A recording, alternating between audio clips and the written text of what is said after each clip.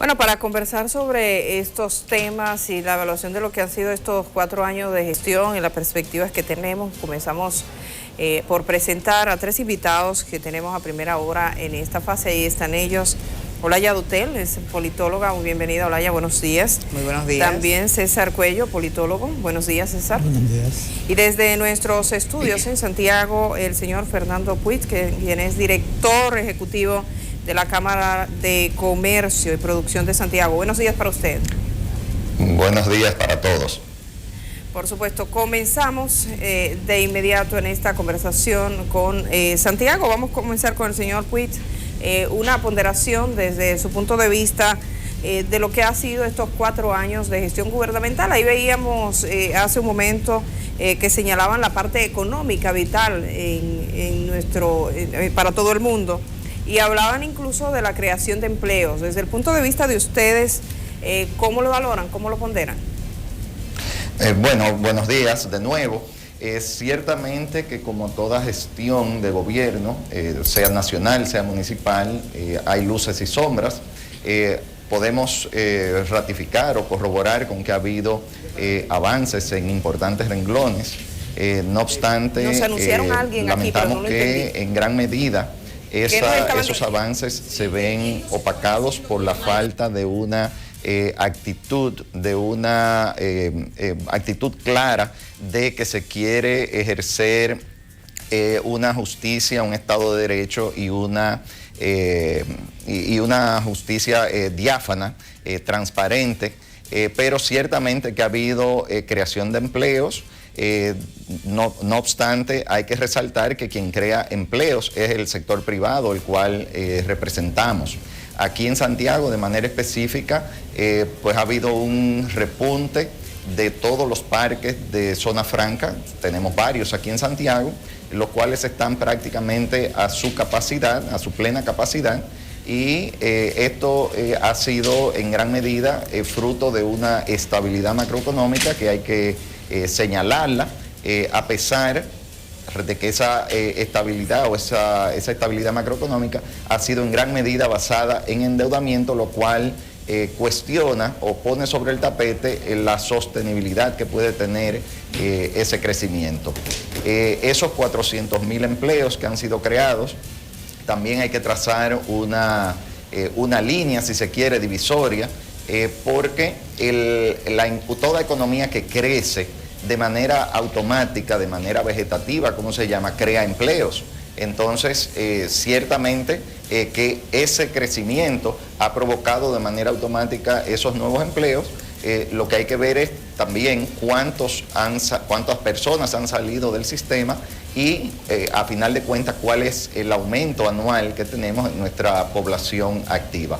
Pero ciertamente que hay luces, hay esperanzas para que las cosas mejoren, y cada quien debe hacer su rol. El sector privado creando riqueza, creando empleos, el sector público pues dando la pauta y regulando, siendo un ente regulador y normativo de todo el quehacer nacional. Una pregunta a propósito de la creación de empleo. Destaca hoy el economista y es gobernador del Banco Central, Bernardo Vega, que los gobiernos del PLD más que han duplicado la nómina del Estado.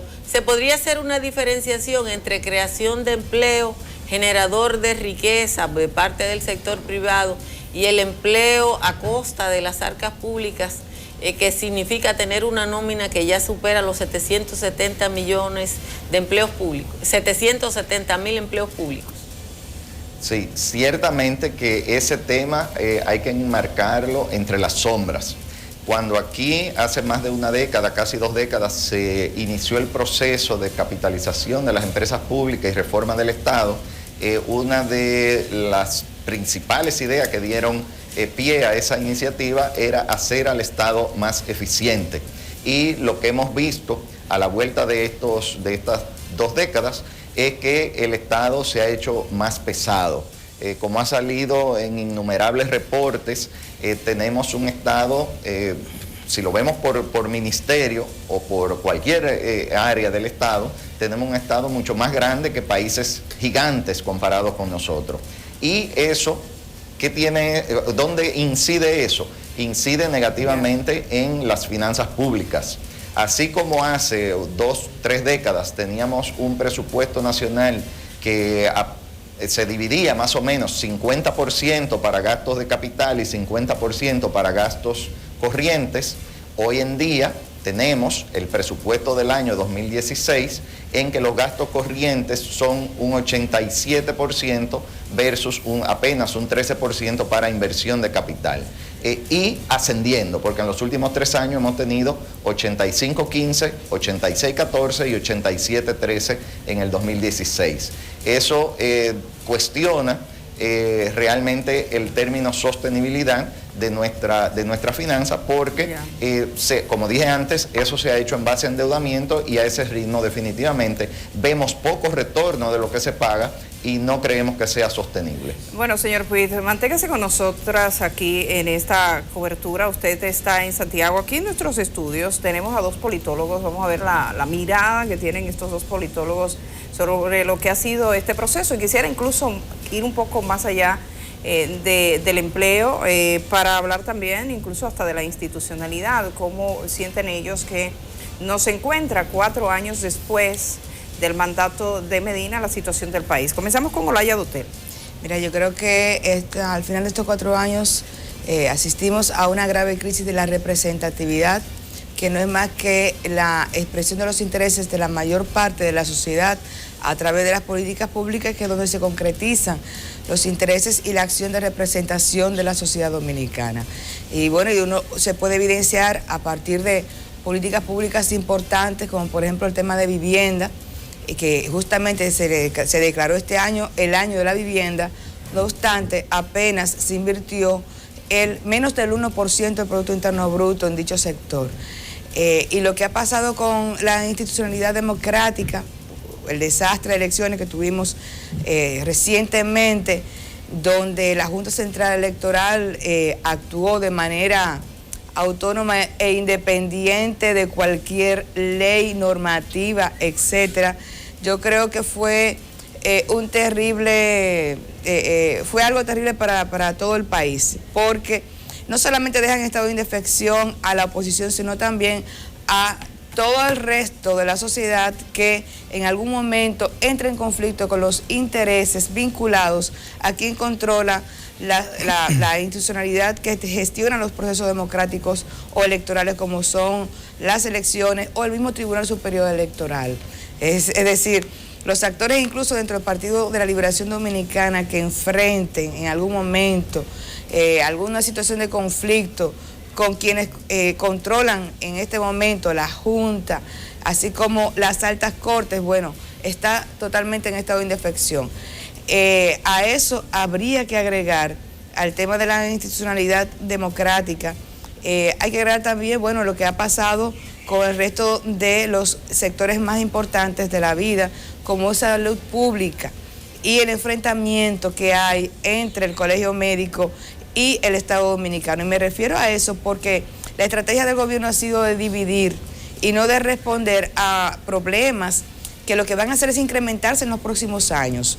En la negociación que hicieron, por ejemplo, las enfermeras, que fue de tomar una medida de carácter administrativo, ya que hasta hace poco, bueno, hasta esta negociación, teniendo apenas 2 niveles, las enfermeras tenían alrededor de 30 salarios base. Y lo que se hizo fue unificar esos salarios. No hubo incremento salarial, hubo incremento para quien tenía un salario por debajo de ese salario base. Entonces todo el resto de demandas que tenían ahí y que tienen que ver con la situación de la salud pública, incluyendo el reordenamiento de la inversión en el sector, poner a circular la red de atención primaria, entre otras prioridades, todo eso está en stand-by. Bueno, señor Cuello. Señor Cuello, que es nuestro invitado. Sí. Hable usted, estamos ahora rotando. Bueno, yo estoy de acuerdo con Olaya, pero el término luces y sombras a mí no me gusta mucho porque da la impresión de que las luces están al lado de las sombras. Yo prefiero ver sombras en las luces y luces en las sombras. Yo creo que nadie puede oponerse a las políticas públicas. nadie puede adversar las políticas públicas, son necesarias. El problema es el lado adverso o perverso de las políticas públicas. Cuando las políticas públicas están permeadas no por la solución en sí, fundamentalmente de los problemas de la gente, sino que están orientadas por una visión utilitarista, clientelar de las políticas públicas. Y esto obviamente son las sombras dentro de las políticas. Están muy bien muchas, pero uno se pregunta, bueno, ¿cuál es la sostenibilidad de esas políticas públicas? Pero ¿usted cree que en las políticas públicas luminosas de Danilo Medina, en el caso de que se reconozca como tal, hay abundantes sombras? Desde luego que sí, que hay abundantes sombras. Uno dice, bueno, cuando se habla de las políticas de salud, y Olaya lo señalaba, las políticas de salud, cuando uno va a un hospital, y si se va a hospitales de provincia, hospitales de pueblo, aquello es desastroso, la manera como el desabastecimiento, la falta de medicamentos, el trato, las condiciones para atender a los pacientes, es decir, no es una cuestión de fachada, es una cuestión de contenido. El tema de las políticas sociales, en este caso, tiene que tomarse dentro de la totalidad de una sociedad que tiene una serie de problemas en donde el tema de la salud es uno solo nada más. Si tomamos el tema, por ejemplo, de la educación, políticas educativas, muy bien, tenemos ahora más presupuesto para educación. Hay una tanda extendida, ok, la tanda extendida está bien, pero fíjese desde qué perspectiva se ve la tanda extendida. La tanda extendida se ve para solucionar un problema nada más de tiempo de las mujeres que trabajan o de las familias que trabajan, darle alimento a los niños y retenerlos allí hasta un determinado tiempo en la tarde. Eso no está mal, pero aquí tiene que haber un contenido académico, formativo, un currículo, es decir, eso tiene que tomarse con una mayor complejidad. Tiene que haber un currículo, la tanda extendida no puede ser solamente para solucionar eso. Y ahí tenemos sombras, pero cuando tomamos también todos los programas de asistencia, hay sombras también porque hay una dependencia, se crea una dependencia, hay un paternalismo. Uno no entiende por qué el presidente tiene que ser el padre de todas las políticas sociales y las políticas públicas.